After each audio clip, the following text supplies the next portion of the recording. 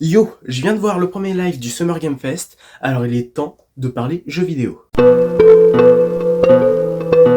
Ce Summer Game Fest, il y avait du bon, il y avait du moins bon, il y avait énormément de jeux, ça a duré un bon moment, presque 2 heures il me semble. Du coup pour cette vidéo, au vu de la quantité de choses qui ont été montrées, j'ai fait une sélection des choses qui sont à retenir de ce Summer Game Fest, de ce qui a été montré durant ce live, sachant que certaines choses vont être remontrées plus tard dans d'autres conférences, celles-ci je les ai sorties. J'ai gardé vraiment l'essentiel, le plus important, et on va commencer dès maintenant. Est-ce que tu t'attendais que l'univers d'Horizon arrive en Lego? Moi perso, non, il y a bien eu des sets Lego à fabriquer tout ça, mais je ne m'y attendais pas et pourtant c'est ce qui est tombé. Lego Horizon Adventure nous a été dévoilé. Au menu, on peut voir plusieurs choses dans ce mini teaser, mini trailer qui nous a été montré. Donc on pourra avoir de la coop, que ce soit en ligne ou en local. On pourra personnaliser notre village, donc le village où Aloy démarre dans le jeu son village natal, on pourra le personnaliser. Il y aura personnalisation de personnages, on voit d'ailleurs qu'il y a plusieurs tenues que Aloy peut posséder. Et surtout, ça suit l'histoire du jeu d'origine. Donc on est clairement sur un jeu Lego classique, comme un Lego Star Wars tout ça, mais en Lego Horizon. Et ça, c'est vraiment stylé. On remarque aussi que c'est un petit croche-patte que nous fait PlayStation à Xbox, parce que le jeu, si tu fais bien attention, il sortira sur toutes les plateformes, sauf la Xbox. Donc toutes les plateformes, c'est-à-dire PC, la Switch et la PS. Pas Xbox. Et à l'heure où Xbox commence à sortir ses exclus, ses jeux sur PS, c'est vraiment un message que nous envoie PlayStation en mode toi tu le fais, tu sors tes jeux sur ma console, bah moi je le ferai pas. Et en ce qui concerne la sortie de ce jeu, bah ça sortira cette année, en fin d'année, mais on n'a pas de date précise, donc à voir plus tard, sûrement dans une future conférence de PlayStation. Il paraîtrait qu'il y en aurait une vers septembre. Tu veux un jeu qui fait un peu plus indépendant qu'un Horizon en Lego?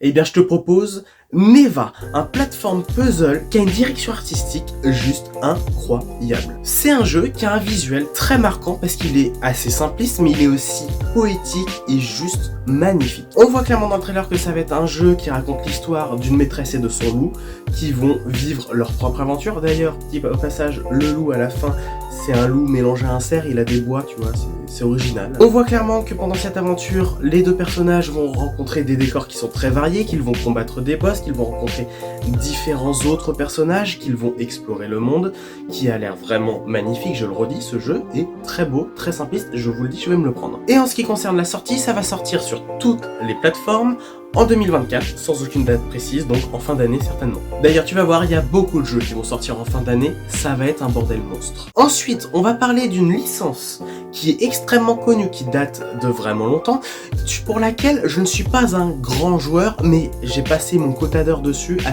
un quota d'heures qui est vraiment gigantesque. Vraiment, je te parle de la licence Civilization qui va être de retour avec Civilization 7. Donc concrètement, qu'est-ce qui nous a été montré? Eh bien, rien du tout. Concrètement, on a juste eu un petit teaser où à travers la caméra, on voyait les différentes époques avancées dans le temps et à la fin, il y avait écrit Civilization 7 pour t'annoncer la sortie du jeu.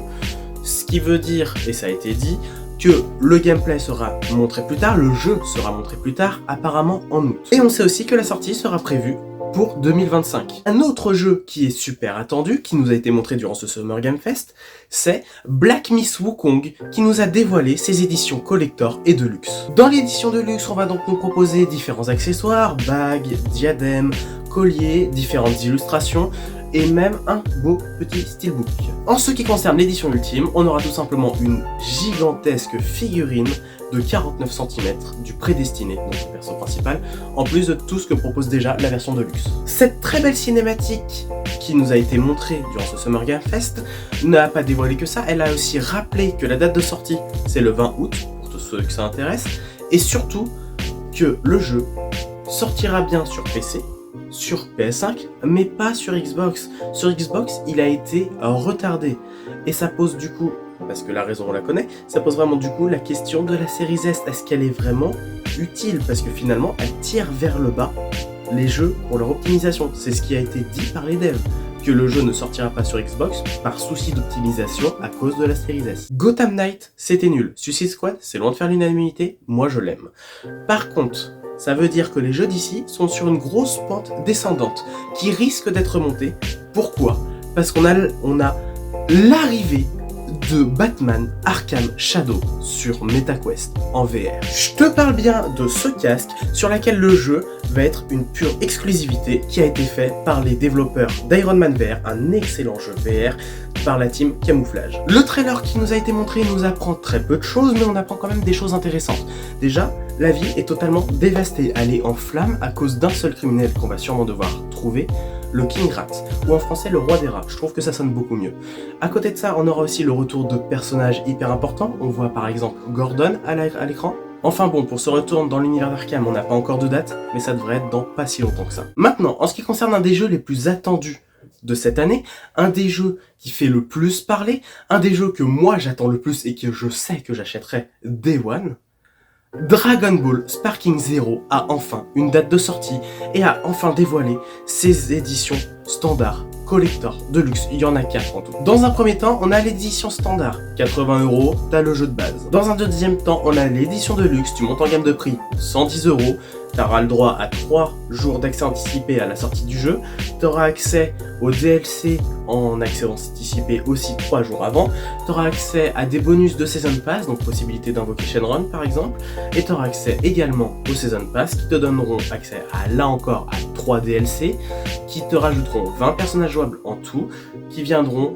de 3 parties différentes de Dragon Ball, que ce soit Dragon Ball Super, Dragon Ball Super Hero, donc le film avec Gohan face à Cell Max, et aussi Dragon Ball Daima. Dans un troisième temps, on a l'édition Ultimate, tu montes encore en gamme de prix, plus 10 €, on monte à 120 €.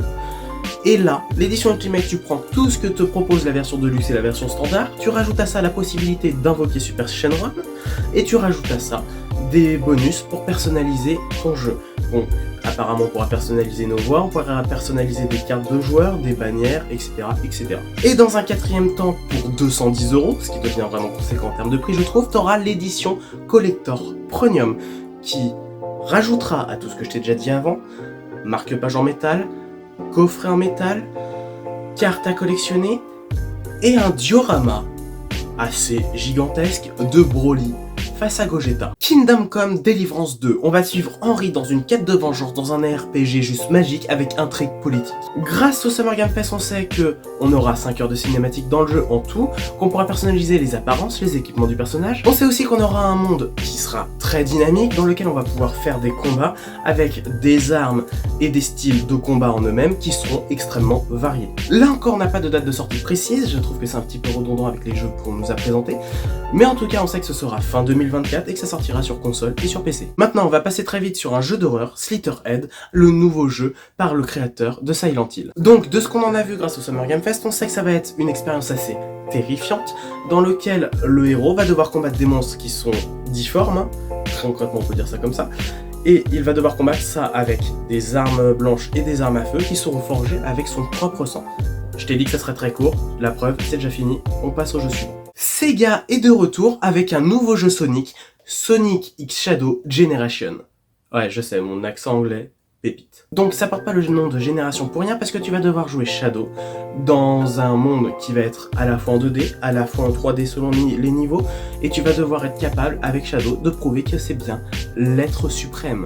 Tu vois, Shadow est l'être suprême, il faut le prouver, c'est pour ça qu'il fait son aventure. Et à côté de ça, Sonic Generation, le jeu de 2011, tu sais, celui qui servait à inaugurer les 20 ans de Sonic. Cette dinguerie où la première fois, on a Sonic classique et Sonic moderne qui se rencontrent. Eh bien, ce jeu-là va être remasterisé et vendu avec le jeu Sonic et Shadow Génération. Donc, ça sort le 25 octobre sur toutes les plateformes. Clairement, moi je me le prends, c'est le meilleur jeu Sonic auquel j'ai jamais joué. C'est la nostalgie qui parle là. Je vais y jouer, je vais le poncer, 100% platine, la totale. Tous ceux qui ont boycotté Alan Wake 2 parce qu'il n'y avait pas d'édition physique quand c'est sorti l'année dernière, eh bien, vous allez pouvoir vous rhabiller, moi de même d'ailleurs, parce que cette fois-ci, pendant ce Summer Game Fest, l'annonce de l'édition physique est tombée. Tu pourras enfin aller en magasin, te prendre ton jeu. Bien sûr, tu te doutes bien que c'est pas l'annonce principale, puisque l'annonce vraiment qui a été montrée, c'est le fait qu'Alan Wake 2 va recevoir un DLC en 3 parties. Night Springs, c'est le nom du DLC, en 3 parties, je te le répète, qui va être très décalé de l'intrigue originale, puisque Alan Wake 2 sera canon, le DLC ne sera pas canon. Pourquoi ? Parce que tout ce qui se passe dans le DLC, faut imaginer que c'est un univers parallèle. On va aborder des sujets de comment ce serait passé et si c'est un what-if en fait. Tous les protagonistes du jeu vont y apparaître sous une version parallèle, qui ressemble à qui ils sont, mais qui n'est pas la même non plus. On aura d'ailleurs, l'arrivée d'un nouveau protagoniste qui sera jouable, qui vient lui d'un autre jeu. Je te parle bien sûr de Jesse, qui vient du jeu Control. En tout cas, ça s'annonce assez décalé. Le folklore japonais est au centre du nouveau jeu de Capcom, Kunitsugami Path of the Goddess. Comme je viens de te le dire, c'est un jeu qui sera totalement centré sur la culture japonaise, dans lequel tu joueras un guerrier qui s'appelle So. So, son but, c'est tout simplement de sauver le village. Comment ça se fait ? Eh bien, le jour, il va se balader dans le village, sauver les différents villageois, les ramener et reconstruire le village. La nuit, au contraire, il va se battre contre les monstres du jeu pour pouvoir sauver toujours les villageois, les empêcher de tout détruire. L'argument de vente, c'est clairement la direction artistique, c'est littéralement dit, et ça sortira le 19 juillet. On va rester dans le thème du Japon avec Palworld qui va recevoir une nouvelle mise à jour. Pour rappel, Palworld c'est ce jeu qui fait controverse à Pokémon, qui là aussi tu vas devoir attraper des petits monstres, tout ça, sauf que tu vas devoir les utiliser pour construire ton camp, tu vas devoir créer des avancées technologiques, tu vas pouvoir utiliser des armes, enfin vraiment, quand tu te retrouves avec ton pal dans un lance-roquette et que tu tires, c'est Pokémon en bien plus barré. Et ce jeu-là va recevoir une nouvelle mise à jour qui va être totalement basée sur le Japon et qui va nous apporter plein de nouvelles choses, que ce soit de nouveaux pals, une nouvelle région explorée, une île carrément. Cette mise à jour va aussi nous apporter une nouvelle forteresse, de nouveaux raids, carrément une plateforme pétrolière,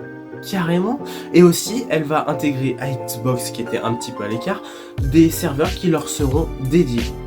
Voilà, ça réglera les soucis qu'Xbox avait de son côté avec le jeu. Personnellement, le jeu, à sa sortie, comme beaucoup, m'a beaucoup plu. On l'a tous poncé plus ou moins, et après ça, on s'est tous rendu compte que le jeu, une fois fini, il a plus d'intérêt, tu vas pas le relancer, etc.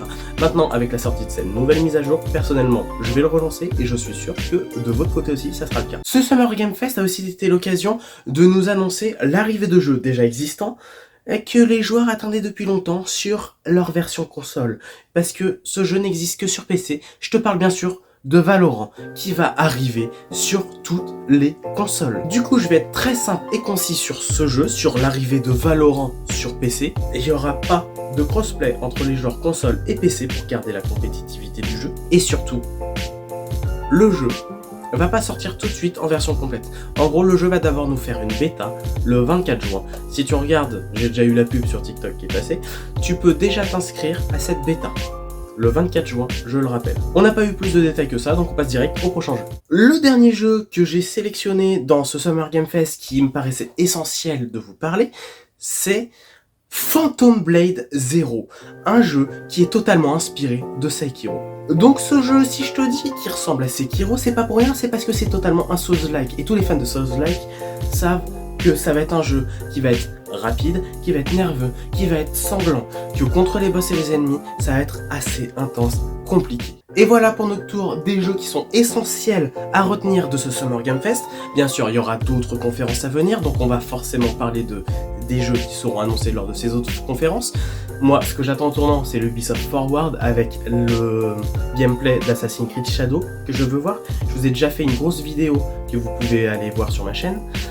Et puis, je vous conseillerais de vous abonner parce que dans quelques temps, une vidéo super intéressante où on va répondre à une question pas si simple, genre les jeux vidéo sont-ils trop réalistes ? Tu vois, pas si simple. Ça va sortir très bientôt, donc je vous conseille vraiment de vous abonner. Et dites-moi votre avis en commentaire. Quel jeu de toute cette sélection ou un autre jeu qu'ils ont évoqué et que moi je n'ai pas évoqué, vous voulez acheter, vous voulez jouer, qu'est-ce qui vous a marqué en fait dans cette conférence ? Voilà. Et n'oubliez pas, le jeu vidéo, c'est une véritable œuvre d'art.